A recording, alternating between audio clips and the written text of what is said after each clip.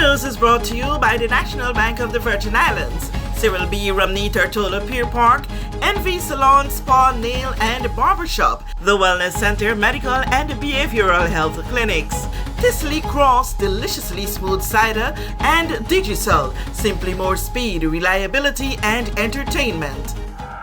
The BVI Red Cross has graduated a batch of some 16 persons who are now ready to provide much needed services of home care aid. I grew up with a grandparent who was bedridden. My grandmother was bedridden for about 30 plus years. I never really knew her because when I was young when it happened and she was always bedridden. And I could recall the many times that me and my cousins used to have to go lift her up, turn her, take her out on the porch, take her back in. And a level of patience was required to do that. And we had a caretaker that used to be there with my grandmother on a regular basis. And as I reflected while I was sitting there, I reflected on my grandfather, who throughout that entire time never complained, did what he had to do to take care of her. The people that you will help will be people like my grandfather, James Ezekiel Clark, who spent the last years of his life in our home. My mother took care of him until he died. One day, when she was out, I was the only one there. He's an old man, saying kids, he has his pride. He tried to get off the bed and go to the bathroom himself. He didn't make it. I walked into the room, looked on the floor, and I saw it lying right there. And my thought was, I have to leave it there until my mother comes home, because I'm not picking that up. But I had no choice. It was either help your grandfather or leave him sitting there in his filth. I cleaned it up for the first time. The people you will help are people like my aunt, Lynette Brown. Her last years were spent in my house as well. We bonded as she was sick. She would trust me, go to the restroom, I would get up at night and see her in the chair, and she would say, "Hey, help me back into my bed?" And I'd be like, "Sure, auntie." And she gave me that trust. I earned her trust. It was from that level of personal experiences and knowledge of what it takes to be an aid to persons that Minister for Health and Social Development, Honorable Marlon A. Penn, gave remarks, and Mr. Kareem Nelson Hall gave a feature address at the graduation exercise. I really want to commend the Red Cross and their partners for making this program a reality. It's important that we have programs like this continuously in the community. What you're performing is a very important duty to a lot of families, a lot of individuals who might not have the patience, who might have to deal with this on a daily basis and need a break. I need someone to come and assist them through the process. So I want you to take this opportunity very seriously. It's an opportunity that's required within our community. As Minister of Health, I see the requests come on a daily basis for persons who need support to help with a family member with Alzheimer's, help with an elderly family member, or someone who is just bedridden or have some kind of ailment. And I'm happy that we're able to partner with you, BVI Red Cross, and I'm committed to you, Madam Director, to give the necessary support to ensure we train more persons within the community. But I want to remind you that no number of congratulations that you receive today that we can give will amount to the next set of congratulations that you will receive for a lifetime. When you go to those homes, when you practice in your own home with your loved ones, when you see the appreciation, the smile, the joy that says, someone cares for me in my most vulnerable time of need, that will be the best congratulations that you will ever get. It is true that with the rising cost of living and the astonishing cost to purchase one carton of eggs today, you will look at your paycheck, and for those of you who will be paid, and you will compare it to all the work you have to do. You will tell yourself, Lord, I don't make enough for this. You're gonna say, I don't make enough to do all that. You're gonna say, I don't make enough money to do anything extra today. But let me remind you of what you actually do make. You make a difference. Yes. Always remember that your value is not always expressed in dollars and cents. Your paycheck will not always make sense. But above all that, you make a difference. Taking it a level further though, Mr. Hall emphasized the two key things. Everyone has two reasons for the work that they do in life. There's a professional and a personal reason. The professional reason looks like this. This looks good on my resume. I'm going to do it because my employer assigned me to do it and I respect authority. The professional reason says, at least I have a job and others don't have a job. But there is no number of professional reasons that keeps anyone happy when they work.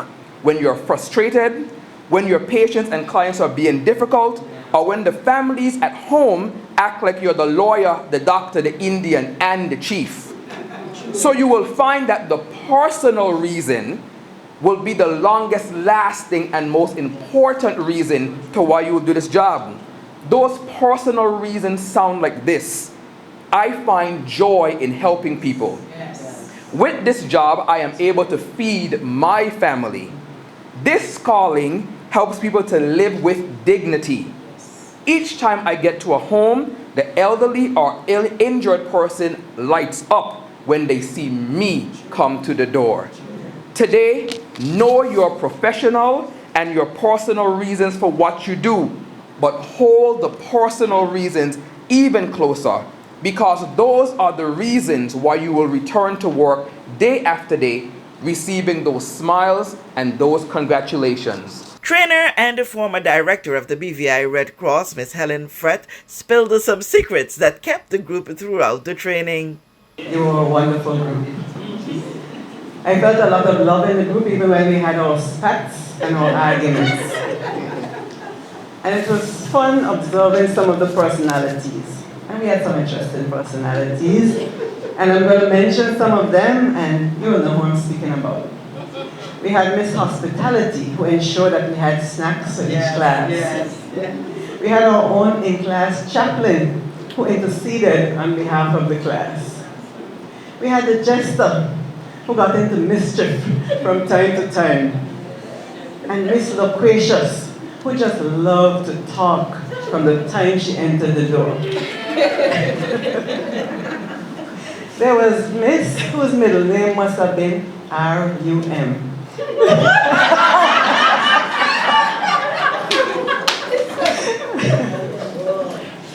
And she ensured I never forgot her name. Before I could take the roll call, she would always call her name and say, "Miss, I'm present." And there was Miss Oh So Quiet until someone mashed her corn and she raised up like an ant's nest. And that did not go unnoticed by director Miss Stacy Lloyd. I saw the commitment and I saw again the camaraderie, and that's very important when you're doing a course such as this. Chairman of the Board of Directors of the BVI Red Cross, Mr. Troy Christopher, salute the group's commitment to the task ahead. Now I know that this program is very rigorous. The nights that you've been questioning yourself, should I really go through this? I ain't too sure, you know. There's a lot of work, you know. Live who? On top of what? You sure? But at the end of the day, I know that it was all worth it. And you guys worked hard. And we're proud of you. We know that where you choose to bank matters. And it is your vote on what your funds do in strengthening our community. As your official Bank of Paradise, we invest and support the lifeblood of our economy by helping in the realization of personal goals for homeownership, education, and entrepreneurial visions, which support small businesses. We make it our place to connect with persons and worthy causes, and we have been doing so for more than 30 years. Where your money goes and what your dollars empower are your choice. And we thank you for choosing us, a bank that gives where it matters the most, for you, for our community, and a happier tomorrow. The National Bank of the Virgin Islands.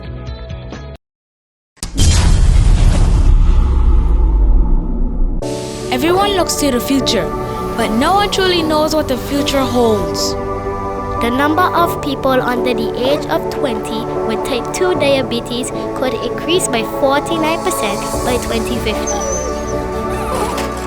Let it be known that we all have a 30% chance of developing hypertension.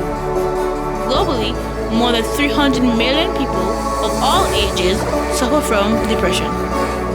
More than 60,000 young adults aged 20 to 39 are diagnosed with cancer each year. Obesity leads to problems such as stroke, heart disease, and kidney failure. No matter your race, age, or color, we are all at risk. These diseases can be managed or prevented if caught early. But with the right medicine and the right doctors to keep us on a path to live a robust and healthy life, we will live well.